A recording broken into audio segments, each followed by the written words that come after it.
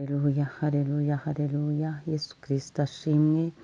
Ndabashuhuje bene data, nshuti zanjye, abo tubana mu mwanya wa niba ture buri gitondo, wowe uri hano mu gihugu cyacu cy'u Rwanda, abari ku migabane itandukanye y'isi. Yesu Kristo ashimwe. Nshuti zanjye, abakristo b'itorero Elayono Mountain Church mu Rwanda, Yesu Kristo ashimwe. Iki gitondo tubanje Imana, tubyutse dushima Imana, izinze ijoro izinguye amanywa, yongeye kutugabira yo kabyara, iguhaye umwuka wo guhumeka. Nanjye niko ibingenjeje. Imana ihabwa icyubahiro. Fatanya nanjye gushima Imana umwanya muto, tuvuga ngo Mana urakoze, uruwera, uruwerure, urera. Imigambi yawe ni myiza kandi ni myinshi kuri twe. Uri Imana igirira neza abatagira shinge na rugero, abatibashishije ubabera amaso. Imana ihabwa icyubahiro. Rero nakubwiraga ngo ubanze Imana muri iki gitondo uyishime, hanyuma uyereke gahunda z'iki cyumweru cyose. Ubanze Imana ku byawe no ku bawe, ubanze Imana mu kazi kawe, ubanze Imana mu ngendo zose uzakora. Imana nishimwe cyane. Tubanje Imana muri uyu munsi, tubanje Imana muri iki cyumweru, tubanje Imana. Imana ihabwa icyubahiro, Imana ishimwe. Muri kumwe na Bishop Leonira, umushumba w'itorero Elayono Mountain Church mu Rwanda. Nifuje ko muri iki cyumweru tuzaganira, tuzibukiranya, ariko ni ijambo nateguye nshaka ko wiyibuka, wongera ukitekerezaho.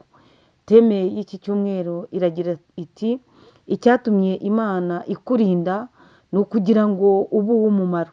Icyatumye Imana ikurinda, icyatumye Imana irinda intambwe z'ibirenge byawe, icyatumye Imana ikurindira muri kariya kazi, icyatumye Imana ikurindira muri uwo mudugudu, icyatumye Imana ikurindira muri urwo rushako, icyatumye Imana inarinda abana bawe, icyatumye Imana ikurinda, icyatumye Imana ikurinda rwa rubanza, icyatumye Imana ikurinda iriya cyamunara, icyatumye Imana ikurinda, icyatumye Imana ikurinda ni ukugira ngo ube uw'umumaro.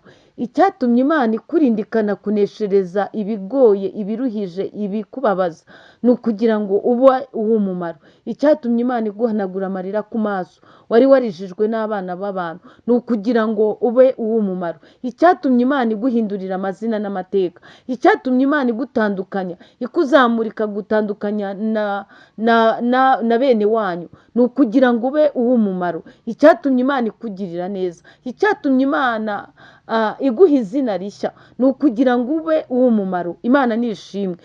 Hari byinshi Imana yakoze, hari ibintu byinshi Imana yakoze ku buzima bwawe, hari ibintu Imana yakoze mu myaka itambutse, hari ibintu Imana yakoze no muri iki cyumweru gitambutse. Ibyo byose rero bikuzanira amashimwe. Imana ibikora kugira ngo ube uw'umumaro.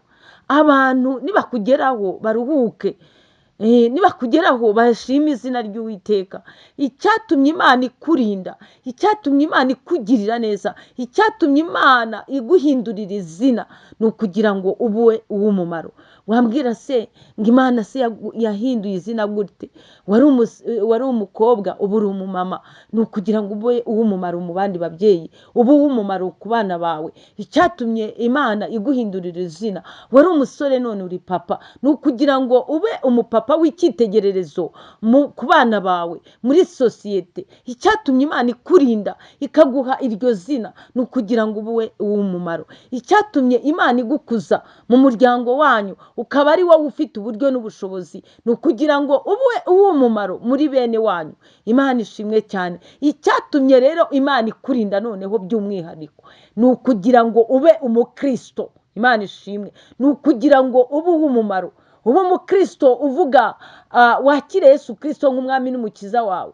Ubwire abantu yuko Imana igira neza, ubwire abantu yuko Yesu ari karuhura. Imana ishimwe. Icyatumye Imana ikurinda ni ukugira ngo ube uw'umumaro. Ariko rero ndakubajije muri iki gitondo, wowe ubwawe ubona uri uw'umumaro? Ubona uri uw'umumaro mu rugo rwawe? Ubona uri uw'umumaro ku mudamu wawe? Ubona uri uw'umumaro ubona uri uw'umumaro ku mugabo wawe? Reka mbabwire, mbabaze babyeyi, muri ab'umumaro ku bana banyu cyangwa mwababuriye umwanya?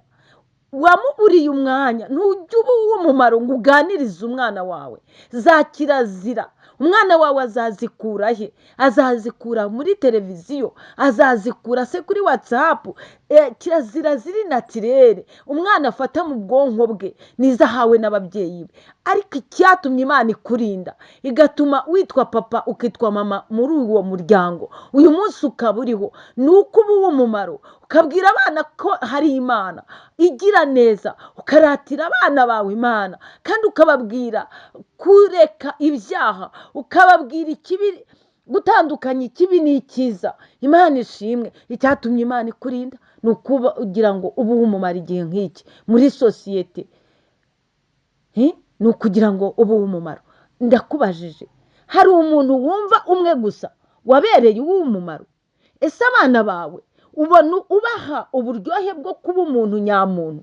Ubona nimba Imana yarabaremye, wowe bareme mu ntekerezo, bareme ubereka ibyiza, bareme ubereka ko gukora icyaha umuntu abihanirwa, bareme mu bwiza bw'Imana, barememo indangagaciro ya gikristo. Imana ishimwe. Ese uri uw'umumaro ku bana bawe? Uri uw'umumaro muri sosiyete?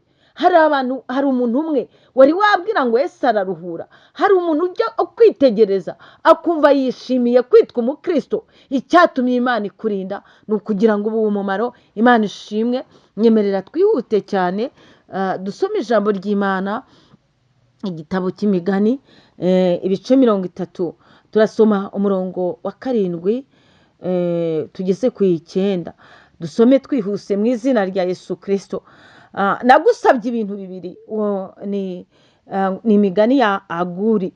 Aravuze ngo iki? Nagusabye ibintu bibiri. Nawe icyama ukagira icyo usaba Imana muri iki gitondo cya nibature, ntubinyime umwanya nkiriho. Imana ishimwe. Nkuraho ibitagira umumaro n'ibinyoma bimbe kure. Imana ishimwe. Hari ikintu uyu mwanditsi w'Imigani avuze. Aravuze ngo nagusabye ibintu bibiri. Nicyo cyifuzo nakifuza ko dutangirana iki cyumweru usengera muri iyi nibature usaba Imana. Nawe usabe ibintu bibiri. Ngo nagusabye ibintu bibiri. Icyambere ngo unkureho ibitagira umumaro n'ibinyoma bimbe kure. Ni ukuri Imana idukureho ibitagira umumaro ndetse n'ibinyoma bikube kure, n'ibinyoma bitube kure mu izina rya Yesu Kristo. Nakubwira ngo senga, tangira usenga, ubwira Imana ngo igukureho ibitagira umumaro, igukureho ibinyoma, igukureho ubusambanyi, igukureho ubwomanzi, igukureho ibiyobyabwenge, igukureho yewe, igukureho ishyari. Imana igukureho ibitagira umumaro. Imana ishimwe cyane. Nuko uyu muntu atangiye asaba Imana, nawe uba ariko usaba. Ntumpe ubukene cyangwa ubukire, ahubwo ungaburire ibyo kurya binkwiriye. Iki ni icyifuzo gikwiriye umukristo unyurwa. Imana iguhe ibyo kurya bigukwiriye. Imana ishimwe cyane. Ngo kugira ngo ntahaga nka guhakana ntiwiteka n'iki. Hari abantu bahaga nabi, bagahaga Imana ikadudubiza umugisha ku buzima bwabo, bakagira umuhago wo kwihakana Imana, bakagira naho bavuga ngo Uwiteka n'iki. Iyo Mana ibahe. Ariko cyajya hari kuri Tekeri yashakaga Imana akirirwa avuga ati cyama Imana ikampindurira ubuzima, ariko yamara guhaga akavuga ngo Uwiteka n'iki.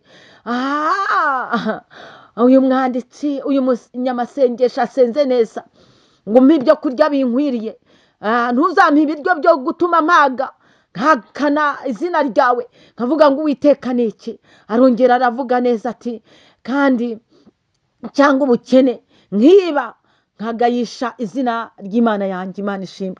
Uko niko wari ukwiye kujya usenga. Imana igukureho ibidafite umumaro. Yewe nubwo bukire butuma wibagirwa Imana, ukibagirwa ko nyuma y'ubu buzima hazaba ubundi buzima.